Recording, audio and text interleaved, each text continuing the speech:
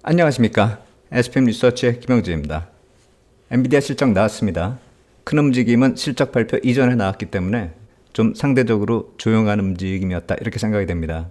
엔비디아 실적하고 향후에 어떻게 움직일까, 지금 자리는 어느 정도 자리일까, 그거 한번 살펴보고요. 그리고 AI 관련돼서 글로벌 유동성 흐름도 또 추가될 게 있습니다.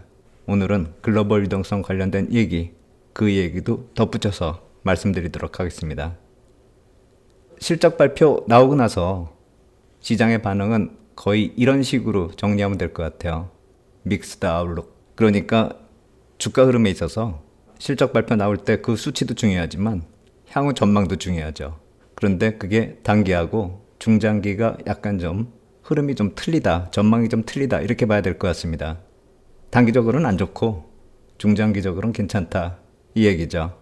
또 다른 각도에서 본 시각은 엔비디아가 아직도 갈 길이 멀다, 그런 식의 분석도 나오고 있습니다.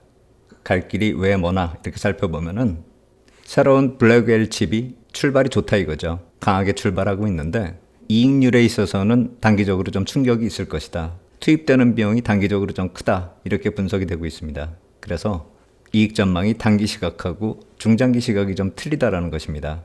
단기적으로 비용이 투입이 되면 이익이 좀 줄어들 수 있겠죠. 하지만 일단 투입이 되면은 향후에는 비용이 좀 줄어들 수 있을 테니까요.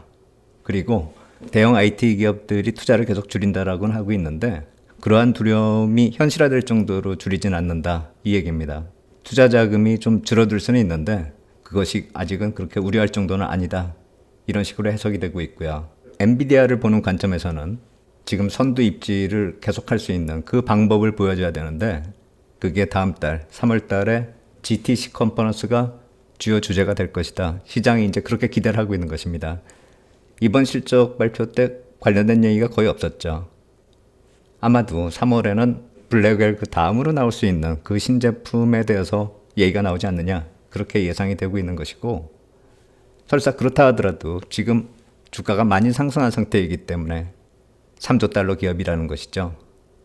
게다가 다른 IT 기업들의 지출에 의존하고 있는 그 입장을 살펴봤을 때 그 우위를 점하는 게 중요하고, IT 기업들이 지출은 줄이더라도 투자에 브레이크를 밟는 건 아니라는 것이죠. 그래서 엔비디아 아직 좀 더 지켜볼 필요가 있다, 갈 길이 좀 멀다, 이 얘기를 하는 것입니다. 2022년부터 2023년 거쳐서 2024년 초까지 이런 식으로 매출이 조금씩 증가하다가 또 감소하다가 뭐 이런 모습을 보였었는데 2024년 들어서 급격히 상승을 하죠. 그런데 우리가 이 막대기를 보면 알 수 있듯이 커지는 속도가 확 커지다가 이제는 거의 가속도는 멈춘 것이죠. 그러니까 늘어나는 폭이 점점 커지느냐, 그걸 따져봤을 때는 비슷하다는 겁니다. 가속도가 안 붙는 거죠. 그렇게 되면은 주가 흐름에 있어서는 불안할 수밖에 없습니다. 기업이 나쁘다, 뭐 실적이 안 좋다, 이 얘기가 아니죠. 성장 속도가 느려진다는 것입니다.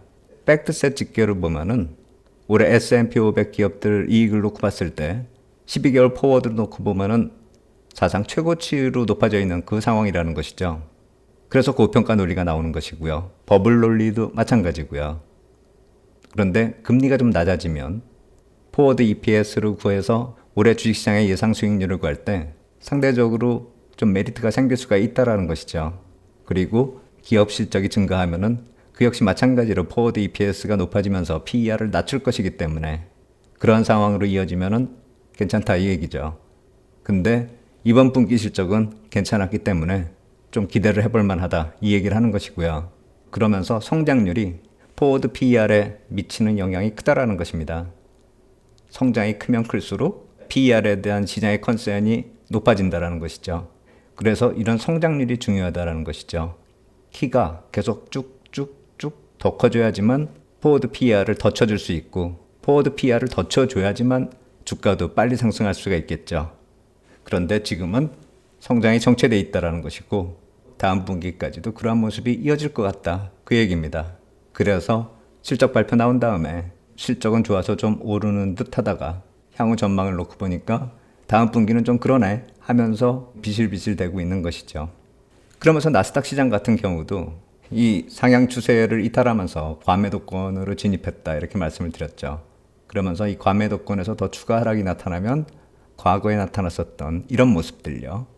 급반등도 이어지는 게 아닌가 그렇게 생각을 했었는데 과매도권에서 이렇게 멈춰 있는 모습도 참 신기하죠.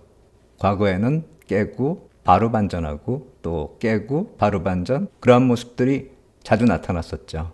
물론 그 지지가 됐었던 그 이평선들은 조금씩 틀린데 작년 4월에 하락 때도 지금하고 비슷한 위치에서 돌아서긴 섰었습니다. 그런데 좀 미적지근하죠. 지금 모습은 급반등을 하지 못하고 있는 모습인데 그 배경에는 그러한 좀 엇갈린 전망들, 이번 실적과 다음 실적에 대해서 시장의 평가가 틀리기 때문이다. 이렇게 봐야 되겠죠. 그리고 변수도 많으니까요. AI 쪽으로 투자가 얼마나 커질지 계속 얘기가 왔다 갔다 하고 있으니까요. 여기서 한번 엔비디아 주가 한번 보겠습니다. 이번 실적이 시장의 컨센보다 5.2% 정도 비트한 겁니다. 제가 이것을 서프라이즈 레이쇼라고 이렇게 표현하고 있는데 여기 이렇게 써 있잖아요. 서프라이즈 비율 5.2%. 지난 분기에는 8.58%였고요. 그 이전에는 5.66%. 그러니까 작년 8월에 나왔었던 그 실적보다 조금 떨어지는 거고 거의 비슷한 수치죠. 직전 분기보다는 안 좋아진 것이고요. 그럼 작년 8월 주가 한번 살펴보죠. 작년 초에는 강한 상승 보이고 8월에는 이런 모습 보였습니다. 지금하고 한번 비교해 볼까요? 지금은 1분기이긴 한데 제가 주변 여건이 작년 1분기 때처럼 GTC 컨퍼런스를 앞두고 이런 모습이 나타나기는 좀 무리가 있다, 좀 다르다 이렇게 보고 있는데 기업 수치 실적을 보니까 8월하고 비슷하잖아요. 그렇다면 작년 8월의 모습하고 한번 비교해 보죠. 신고점 찍고 이런 식의 조정 모습 보이죠? 이번에도 신고점 찍고 조정 보이는 모습이요. 거의 비슷합니다. 지금 위치를 굳이 살피면은 이 정도 되는 거죠. 그렇다면 어느 정도 반등의 분위기는 만들어질 수 있는데 이때보다 다음 분기에 대한 전망이 좀 안 좋기 때문에 이렇게 강한 상승이 나타난다라기보다는 이거보단 좀 약한 모습으로 박스권 시세가 나타나는 게 아닌가 그런 생각을 할 수가 있죠. 여태까지 나타난 모습 그리고 조정의 진행 양상이 거의 유사합니다. 주가 흐름에는 참고해 볼 필요가 있다 이런 생각이 듭니다. 그리고 이 대목에서 유동성 흐름 한번 살펴봅니다. 이분 얘기를 하고 있습니다. 아부다비 왕족인데 대통령 동생이고 국가안보 보좌관이라고 합니다. 아랍에미레이트예요. 아부다비 왕족이 스파이 쉐이크라고도 불리기도 하는데 무술이나 체스, 비디오 게임까지 그러한 것을 좋아하기도 하고 투자도 많이 한다라는 것이죠. 그런데 이 사람이 지금은 자신들의 나라가 작은 나라지만 세계 경제를 변화시킬 수 있는 AI 시스템을 개발하고 통제하기 위한 경쟁에 선두에 나서기를 원한다고 합니다. 그래서 전 세계가 주목하고 있다는 것입니다. 이 사람이 관리하는 돈이 1조 4천억 달러짜리 국부펀드가 2개라고 합니다. 그래서 보통 중동 국가들이 중국하고 좀 어울리기도 하고 긴밀한 관계를 유지하고 있기도 한데 이 경우는 지금 미국 쪽하고 접촉을 하고 있다는 것입니다. 애플, MS, 블랙록 CEO들이 많이 접촉을 했었다는 것이고요. 지난해 가을에 미국을 방문했을 때 아까 무술을 좋아한다라고 했었죠. 마크 저커버그 그분도 그거 좋아하죠. 일론 머스크하고 한번 링에서 붙자 그런 얘기도 했었잖아요. 마크 저커버그하고도 좀 만났고 또 일론 머스크도 만났다라고 합니다. 일론 머스크 만났을 때 편한 복장으로 테슬라 텍사스 공장을 방문했다라는 것입니다. 각각 마크 저커버그가 좋아하는 것, 일론 머스크가 좋아하는 스타일에 맞췄다라는 것이죠. 1조 4천억 달러 국부펀드를 운영하는 사람이야. 그러면서 미국 쪽하고의 협력이 가시화되고 있다는 것입니다. 이분 얘기는 향후에도 또 말씀드리겠습니다. 오늘 이분 얘기만 할 수는 없으니까요. 어제는 중국 쪽에서 또 변화가 나타났죠.